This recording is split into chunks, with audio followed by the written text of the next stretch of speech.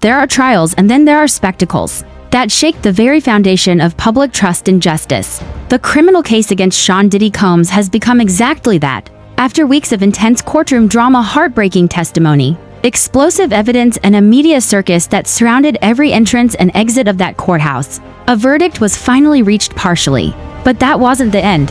It's what happened after the jury was dismissed that has truly shaken everyone to their core. Because now jurors are breaking their silence and they are furious, outraged, devastated, and in some cases outright accusing the process of failure.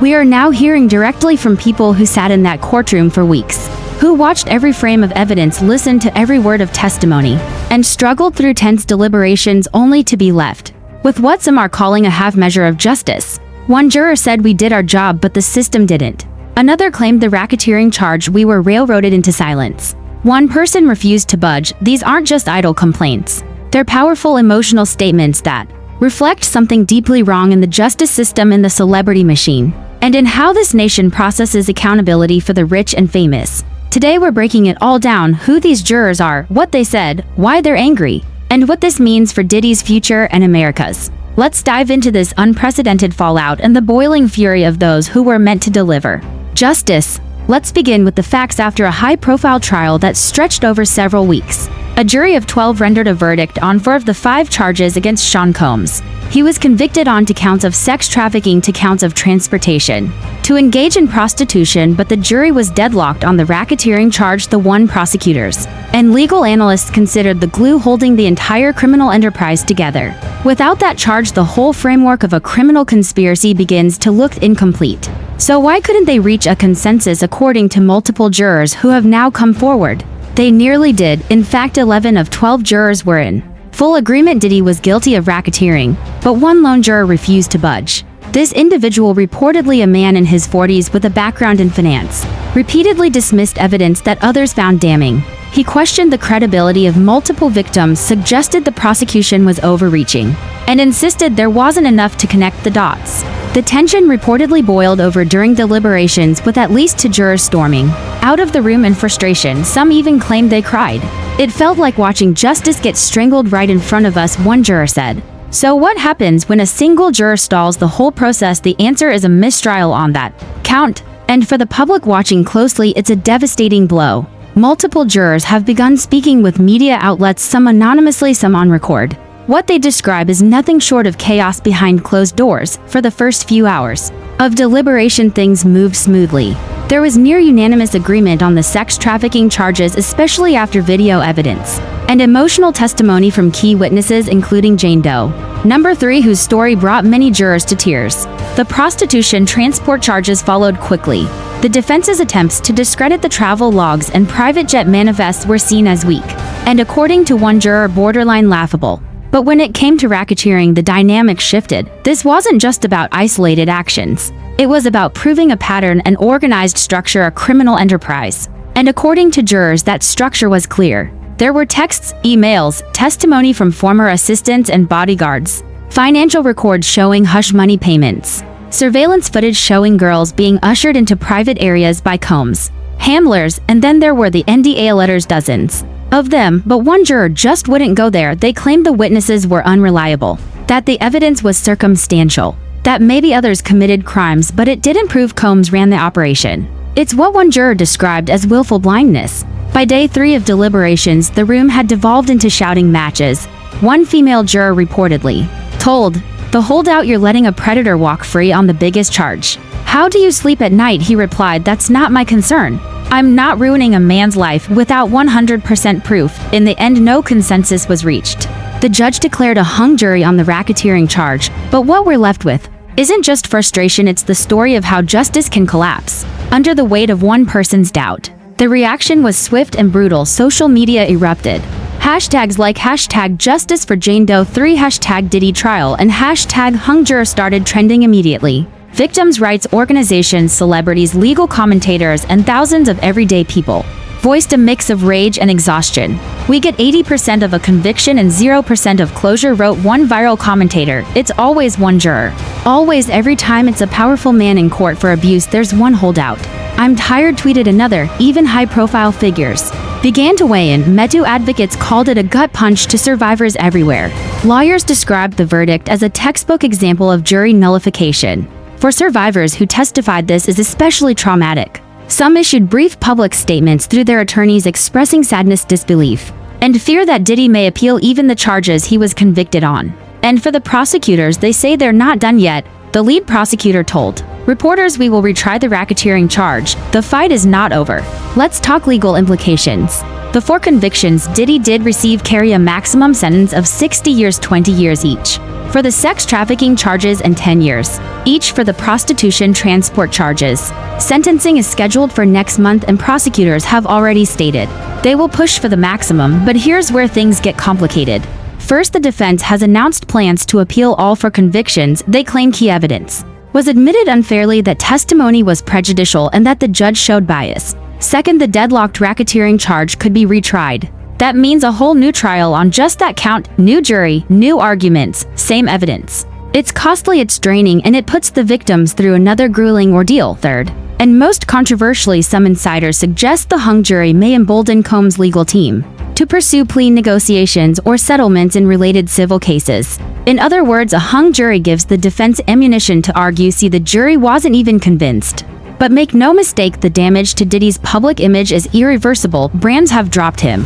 Music partners have cut ties, multiple women have filed new lawsuits since the verdict. And as the legal community continues to debate the fairness of this trial, one thing is certain: this is not over. Let's hear directly from the jurors. "We were so close. 11 of us were ready to convict on everything.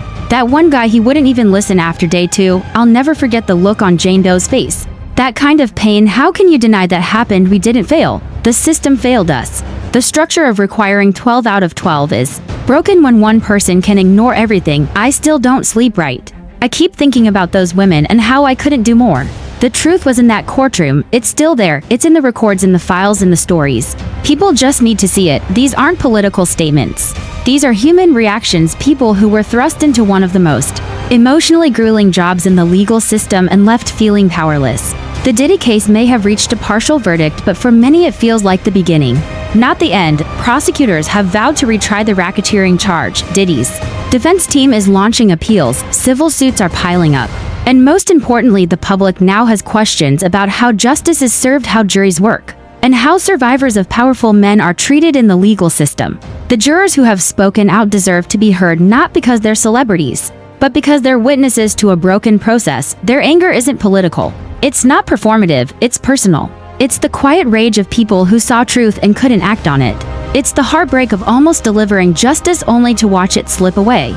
So where does that leave us? It leaves us watching, waiting, demanding more, demanding better. For the women who testified, for the ones who stayed silent, for the jurors who tried. And yes, even for Diddy, because if the system doesn't work for everyone, it works for no one.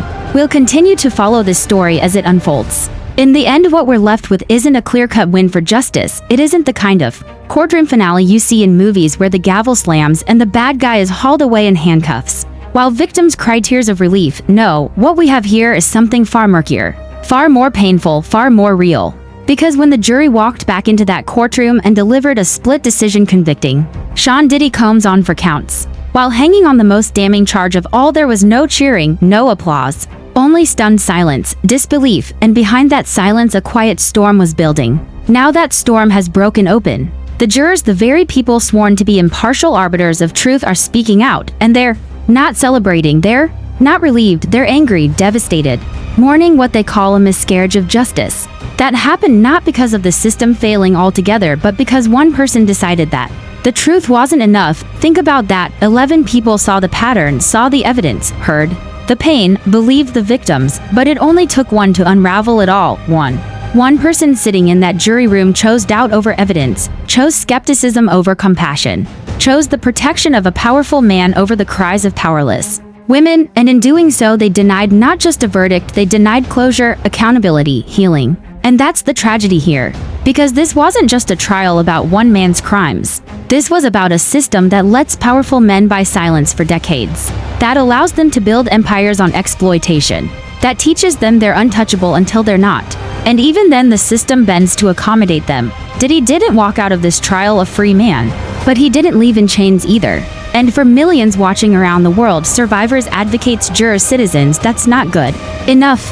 It's a reminder that our justice system is still fragile, that it can still be twisted by charisma, wealth, fame, and the hesitation of a single voice. In a jury room, that's the part that hurts the most for the people who sat through that trial, the jurors who wanted to bring full justice and couldn't, the victims who risked everything to testify only to see the central charge slip through the cracks, the public who dared to believe that maybe this time finally justice would be total. Instead, we got justice in fragments. And now we're all left to ask, what comes next? Will there be a retrial on the racketeering charge?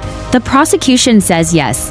But time isn't kind to these cases. Witnesses disappear, public interest fades, and defense attorneys know how to wear people down one hearing at a time. Will Diddy be sentenced to the full 60 years he faces on the convictions? That's a question for the judge. But with his defense team preparing for a massive appeal, you can bet that every technicality will be leveraged, every loophole explored, every advantage taken. And what about the victims? What happens to them when the cameras go away and the headlines fade? For some, this trial was supposed to be the final chapter, a long-awaited reckoning, a moment of validation, a clearing of the air. Now they're left in limbo again, forced to relive their trauma as legal proceedings stretch on, forced to explain to their families, their children, to themselves, why the system couldn't fully protect them. But let's be absolutely clear, this is not a story of total defeat. For convictions is not nothing. Diddy has been exposed, his secrets dragged into the light, his carefully manicured public image shattered, his endorsements dropped, his partnerships dissolved, his legacy forever tainted.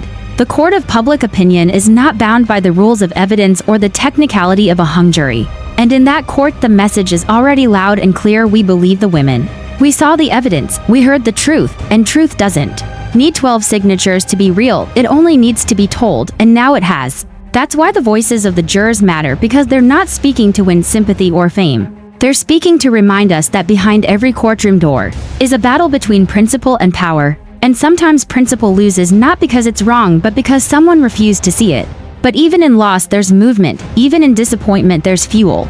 Because every one of these moments, every fractured verdict, every painful testimony, every angry juror who speaks out builds pressure. And pressure, when sustained, becomes change. This isn't the end of the Diddy story. And it's certainly not the end of the fight against predators who hide behind celebrity. It's the beginning of a broader reckoning, a warning shot to those who think their fame makes them bulletproof, a battle cry for those still too scared to speak. A reminder that justice doesn't always arrive in a single verdict, it sometimes comes in waves. So if you're angry, stay angry. If you're shocked, stay alert. If you're grieving, grieve with purpose. Because the system may have failed to deliver the full measure of justice this time, but it delivered enough truth to start a fire. And that fire is spreading across social media, across legal offices, across households, in the hearts of survivors, in the pens of journalists, in the courage of those jurors who now say, we saw the truth, and we won't let it be buried. In the words of one juror, this trial didn't end the way I wanted, but I'll spend the rest of my life telling people what we saw. I won't stay silent just because one man in that room did. That's what legacy looks like.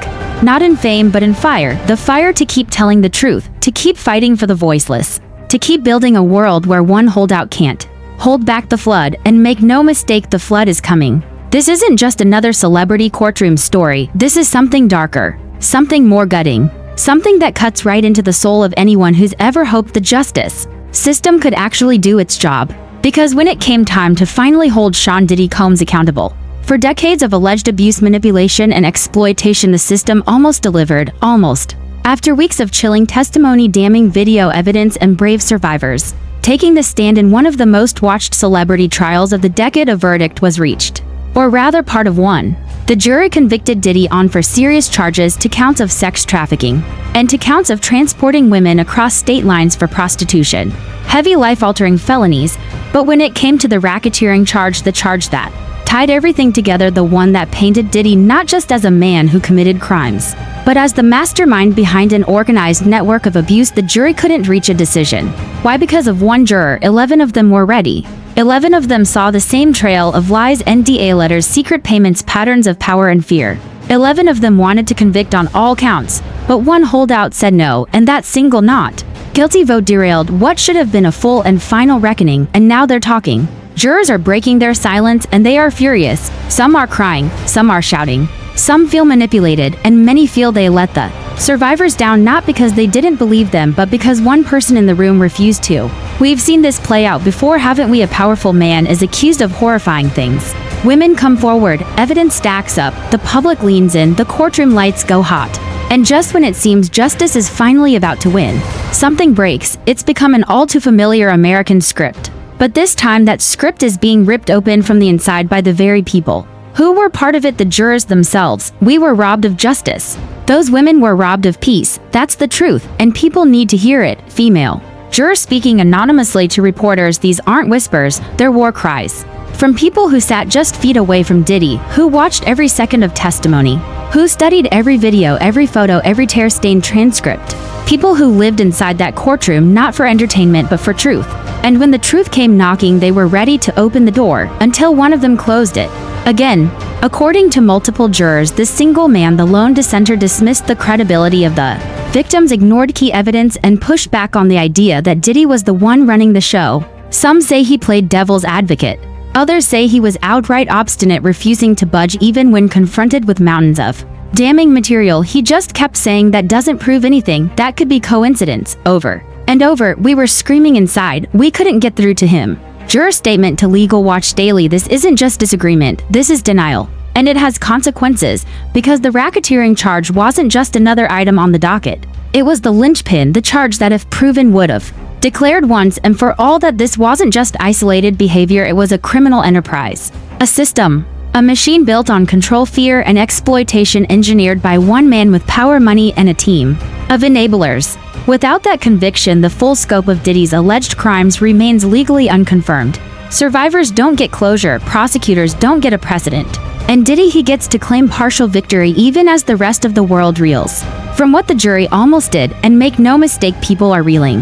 The public response has been visceral. The hashtag hung juror exploded on social media. Survivors' advocates are calling the result a crushing disappointment. Legal analysts are dissecting the fallout. And across every major media outlet, the same questions echo. How could this happen?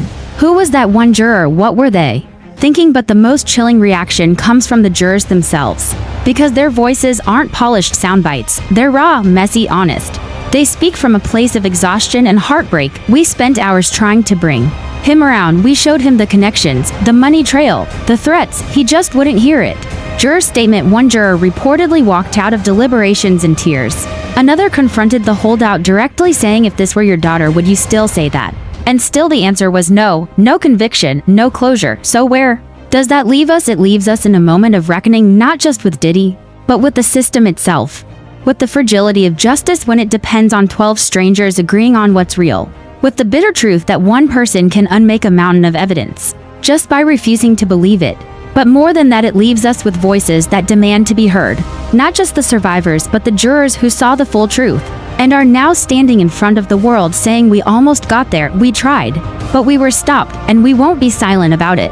This is their story, their anger, their heartbreak, their truth, and it deserves to be heard, because justice isn't just about what happens in court. It's also about what happens after, when the lights go down, the headlines fade, and the people who lived through it are still screaming inside. So stay with us, because today we're unpacking the entire fallout from the Diddy trial jury room. The chaos, the division, the heartbreak, and the fury that followed. We'll hear from the jurors themselves, we'll look at what happens next for Diddy, and we'll ask the question burning in everyone's mind: what happens when justice gets this close and still doesn't land? Stay tuned, you're going to want to hear every word.